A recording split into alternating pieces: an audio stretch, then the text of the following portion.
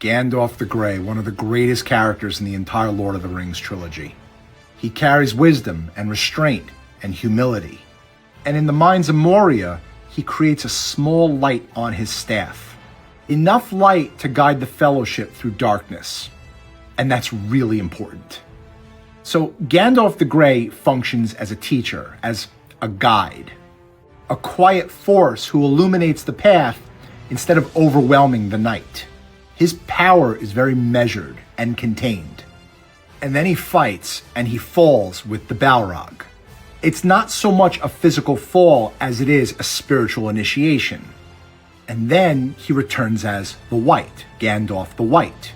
He had to give up the gray, that limited role, the wandering mystic identity. Gray, the color gray, sits between black and white. It's in between, it's transitional. But white, love this shot, white represents fullness, a completion, authority aligned with divine order.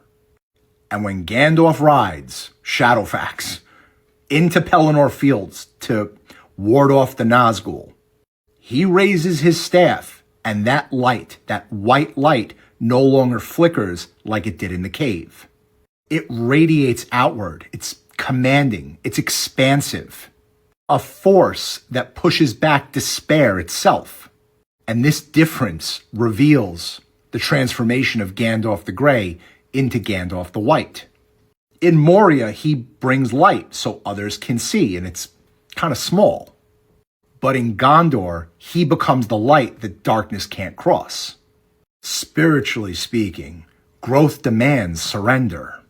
Your smaller self must die for something bigger to be reborn.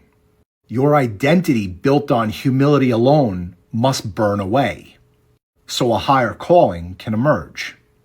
This is like one of my favorite scenes in the entire trilogy, and Peter Jackson knows exactly what he's doing. The version of you that safely lights the path must die, so the version that carries the sun can rise.